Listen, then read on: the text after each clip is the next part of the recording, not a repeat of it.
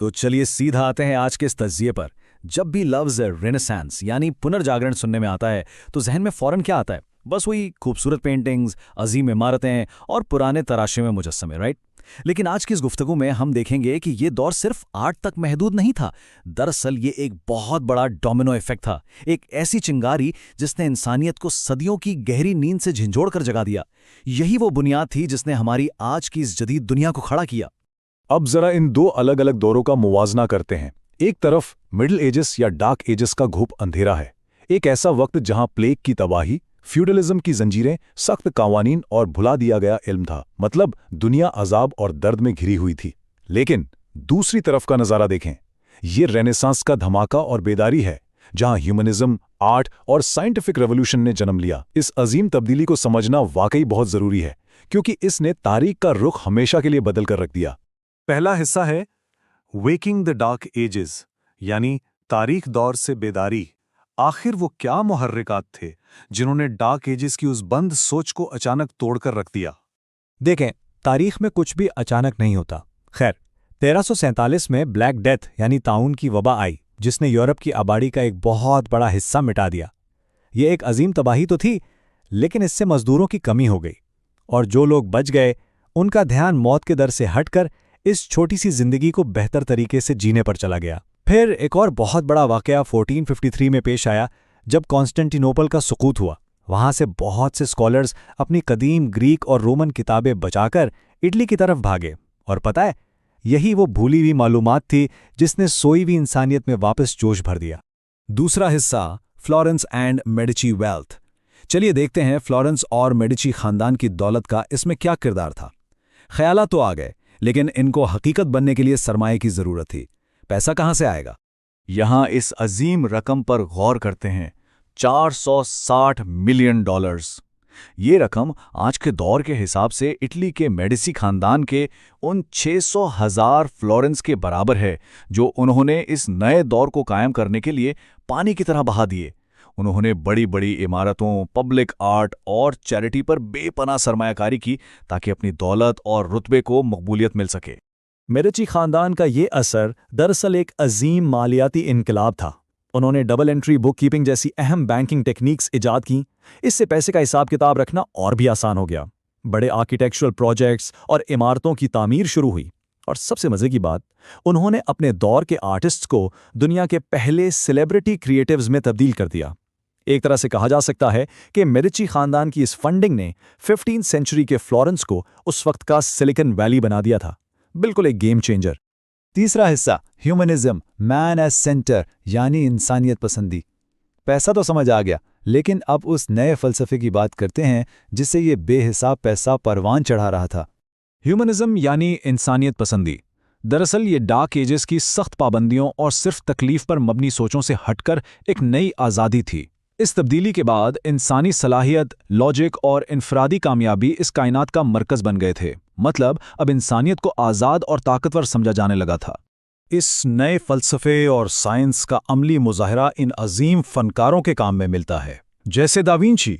उन्होंने सिर्फ मोनालिसा नहीं बनाई, बल्कि इंसानी एनाटमी को इतनी दुरुस्तगी से पेश किया जिसकी कोई मिसाल नहीं मिलती। फिर मिकेलेंजेलो ने 12 टन वजनी और 5 मीटर ऊंचा डेविड का मुजस्समा तराशा, जो उस वक्त गॉड लाइक इंसानी ताकत की लाजवाब अलामत बन गया। और ब्रूनेलेस्की ने फ्लोरेंस के कैथीड्रल का अजीम गुंबद डिज़ाइन किया, जिसने सदियों से भूली हुई पर्सपेक्टिव और मॉडर्न इंजीनियरिंग को वापस जिंदा कर दिया। ये सिर्फ आर्ट के नहीं, बल्कि इंजीनियरिंग के अजीम शाहकार थे। वैसे यहाँ एक छोटी सी लेकिन हैरान कुन हकीकत सामने आती है। 1300 की दहाई में वेनिस के शीशा घरों ने पहला साफ कॉन्वेक्स मिरर ईजाद किया।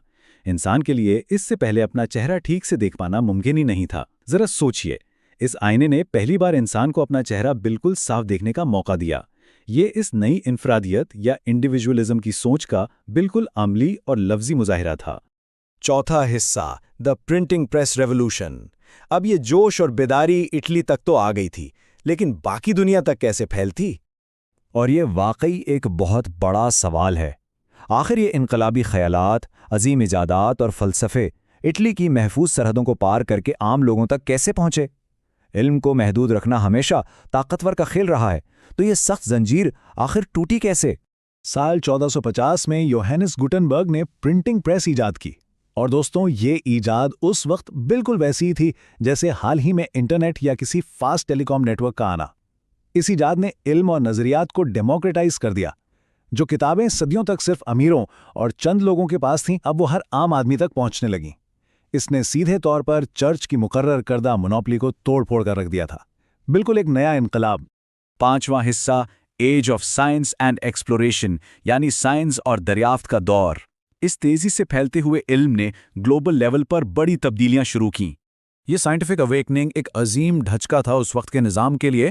کوپرنیکس نے جب یہ تصور پیش کیا کہ زمین نہیں بلکہ سورج مرکز میں ہے اور سب اس کے گرد گھوم رہے ہیں تو سب دنگ رہ گئے۔ پھر گلیلیو نے اپنی بہتر ٹیلیسکوپ سے اس بات کا پکا ثبوت بھی دے دیا۔ حالانکہ چرچ نے فوراً ان خیالات پر پابندی لگائی اور انہیں بین کر دیا، لیکن کیونکہ پرنٹنگ پریس موجود تھی، یہ تحریریں عام لوگوں میں زندہ رہیں اور تیزی سے پھیلتی چلی گئیں۔ یہ پورا کا پورا معاملہ ایک بہت بڑا ڈومینو ایفیکٹ تھا۔ پہلے سٹیپ میں جب آٹومن امپائر نے زمین کے ذریعے آنے والے ٹریڈ روٹس کو بلاک کر دیا، تو دوسرے سٹیپ میں نئے سمندری راستے ڈھونڈنے کی شدید ضرورت پیدا ہوئی تاکہ انڈیا سے تجارت باقی رہ سکے۔ اس ضرورت کے پیش نظر تیسرے سٹیپ میں نیویز نے جدید ٹیکنالوجی اپنائی، اور آخرکار چوتھے سٹیپ میں اسی سب کا نتیجہ تھا کہ 1492 میں کولمبس اور پھر واسکو ڈے گاما نے بالکل نئے کانٹیننٹس اور نقشے بنا دیے۔ دنیا کا نقشہ دیکھتے ہی دیکھتے 3 گنا بڑا ہو گیا۔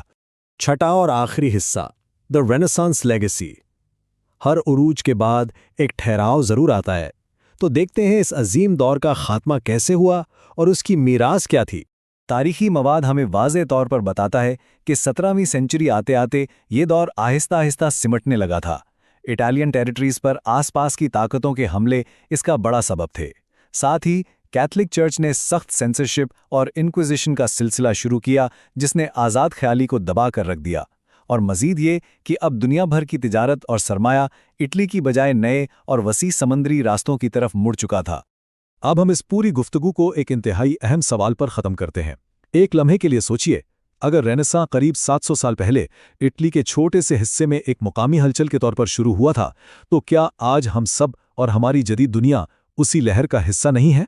ہمارا جدید فائنینشیل اور بینکنگ نظام، آزاد سائنس کی بنیادیں، دنیا بھر کو جوڑنے والا انٹرنیٹ، یہاں تک کہ جس ڈیوائس پر آج یہ معلومات دیکھی جا رہی ہیں، وہ اس عظیم بیداری کی ہی ایک علامت ہے۔ یہ تاریخ کا وہ سنہرا باب تھا جس نے انسان کو سوچنا سکھایا، اور سچ تو یہ ہے کہ وہ روشنی آج تک ہماری زندگی کو منور کر رہی ہے۔